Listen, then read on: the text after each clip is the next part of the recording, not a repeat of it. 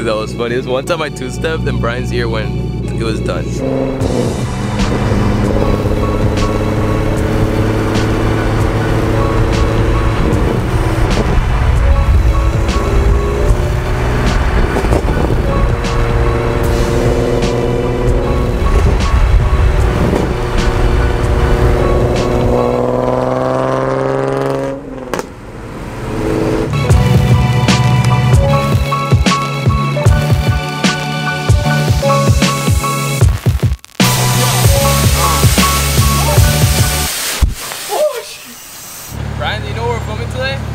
What were you filming? I want to get a little closer. We can't say it too out loud. Everything you should know before buying a 370Z. Okay, actually I should turn off the car before. Let's turn off the car. Can you imagine I'm trying to talk and all you hear is like, whoa, whoa, whoa, whoa, whoa. If you guys are new to this channel, we're trying to get to 100K subscribers by the end of the year. So be sure to smash that subscribe. I mean, you're already watching, so just like subscribe, because why not, bro? Okay, so today we're doing something that's well overdue, especially for my type of channel. We're gonna talk about everything you should know before buying a 370Z or 350Z. This is like my most asked question, dude. I thought the wing question was the most asked. A lot of you guys are always messaging me, what should I look for when buying a new 370Z or when buying a 370Z? I'm in the market for one. And it's really hard just messaging you back with so much information. So this video is for everybody that wants to buy this car right here. Let's get into it. We were just talking before this video, actually it's super random. I don't know how did we even talk about this? Either way. Because I was breathing. Oh yeah, because it was breathing. What if Brittany right now just turns into a freaking transformer and I find that out that it's not a girl anymore? I've been lied to a lot. I feel I'm gonna start off by the most basic thing. I already did this with my 300ZX. It's gonna be kind of similar. So when you go look for a used car, so first you gotta ask yourself, do you want to buy a used 370Z or a new 370Z? In my opinion, this was a used 370Z. I'm even gonna say how much I got it for. This car right here, come over here, get a good picture of it. $19,000. 2009, had 54,000 miles. I got really lucky with the car, so I decided to go used because for what I wanted it for, there's no reason to buy it new. So yeah, a lot of you guys also ask me how much it cost me. I'm putting everything into this video with a bunch of info, so you're welcome. So there's three basic options for the 370Z. You got the base model, Touring, Nismo. Nismo, you get these bumpers. Mine, they're the sport model, so if you come over here, I got the big boy brakes and the S mode. I made a video about this really good question, but I'm just gonna put it here.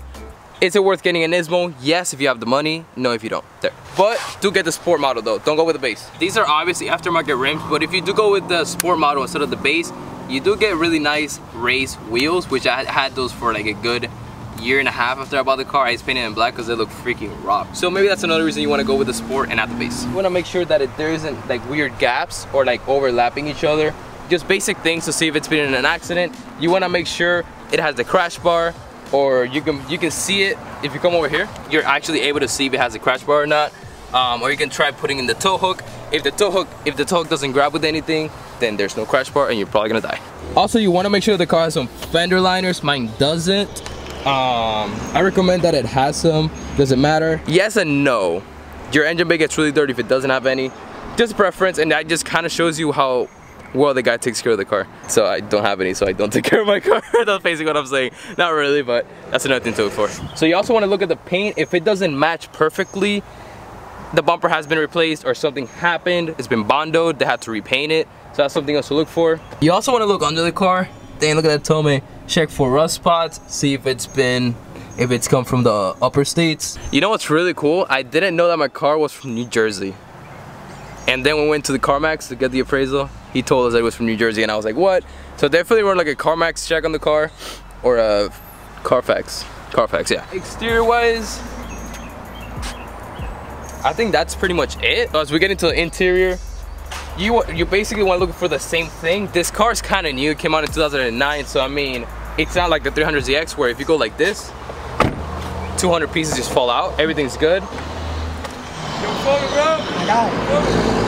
What's good? Base, you basically have like a little cubby right here which you can open. I have the navigation, and you do not get the S mode, which is a ref match. If you get the sport package, you get the ref match with also big brakes. If you get the sport and nav, you get the screen I just showed you, and you get the S mode, and you basically get everything that a Nismo brings, but not the bumpers. Dude, I've been lying to them this whole time. I've been hiding turbos under here all along. Yeah, bro. Bam! Oh my god, that's hot. That's hot. And another question I get a lot is, this 370Z has 150,000 miles, has 120,000 miles. Should I buy it? Buy it at your own risk. Oh, I always say drive the car and look at the car before you ask me, because me personally, I would not buy this car if it has over 100,000 miles, just because I've heard a lot of stories where everything's great and then when it reaches 100K, sadly it's a Nissan. Yes, reliable, but things go wrong here and there. And yeah, if you're gonna avoid buying one over 100K, go for it. They're not even that expensive right now. You can find these so cheap. This was the cheapest one I found, 19K, when I was looking for them when I bought mine. So now they're super cheap though. Now you can find them for like 13K, 14K. Here's the heart of the beast, the 3.7 BQ37 VHR. 332 horsepower to the wheels, 276 torque. Nismo comes with 350 to the wheel, or not to the wheel, sorry, to the crank.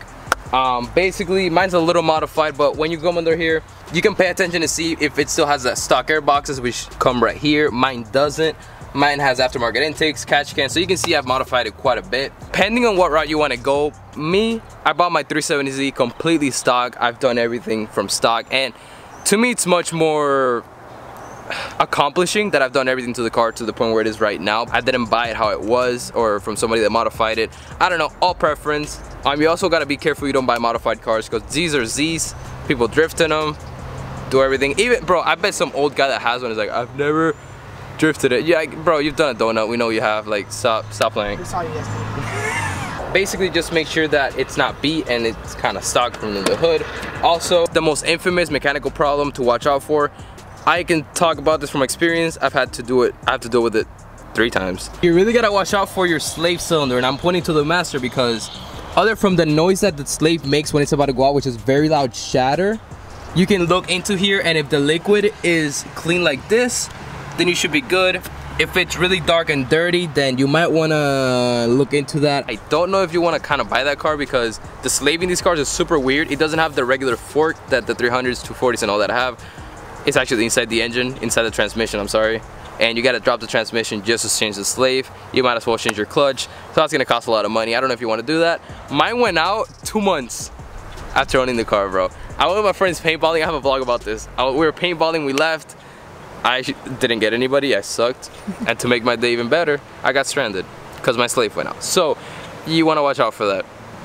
And make sure if you go paintballing, you get somebody. That's why you suck at Call of Duty. Whoa, dude. Man. You wanna go, bro? Why are you putting me in such an uncomfortable situation? Such an uncomfortable situation, like, you know I'm not happy. Well, then I'm happy. If it has a tome, the car has been beat on, buy at your own risk.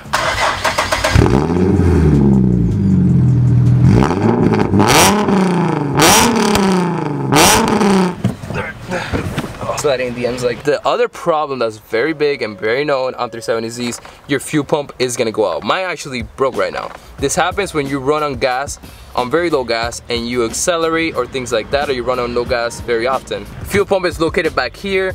It's not hard to get out, thankfully. Yeah, just watch out for the fuel pump. You know if it's bad or not. When you look at the little gas gauge, if the fuel pump is broken, it's never really gonna go below half tank. It's usually gonna say you have either half tank or more. That's an easy sign to know if your fuel pump is good or it's garbage. So don't buy the car if it's garbage. Modification wise, it's really cool. So these cars, you can basically go with basic bolt-ons, headers if you want to go through that horrible trouble. It sucks to do headers.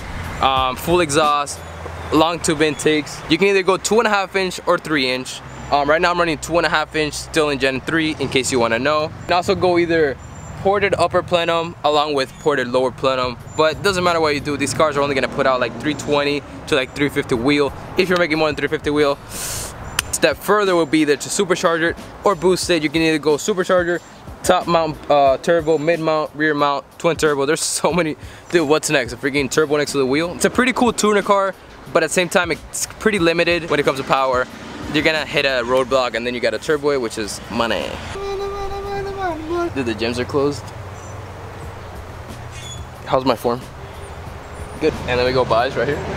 Did we talk about space? I mean, obviously, if you're looking into this car, you know that it only has 2 seats. So just from that, you barely have any friends. I think it's just me, dude. To give you a perspective, I'm pretty sure if you're buying this car, you're not buying it for trunk space, but a water bottle, a 32 water bottle, what would you call that? Package? Gallon? 2 gallon? What do you mean? No, like 32 water bottle pack right here. If you close it, it actually hits right here. So it's really long, but the back, it's kind of really not tall, so you can only fit so much in the car, sadly. But if it's just bags, I mean, you can put bags here, as many as you want. Another thing I always question myself before buying the car, the miles per gallon. Even though my car's tuned and has a little more horsepower than stock, that's what I get right there. 17.4 in the city and 19.8 in the highway. With that said, boys, I'm gonna go ahead and end up today's video. Kind of different from what I usually do. I kind of do vlogs, but I also love informative videos. That was bad. I almost died. Wow, that was close, dude. That's sort of how I started on YouTube, doing informative. But either way, everything you need to know before buying this car, every little detail. I try putting as much information without going too into it, just so I can cover more. And also, I kind of wanted to make this one video just so you don't have to go look at 100+ videos on my channel. Hope you guys enjoyed it. Give a thumbs up, subscribe. There's a bird behind you. Hasta luego.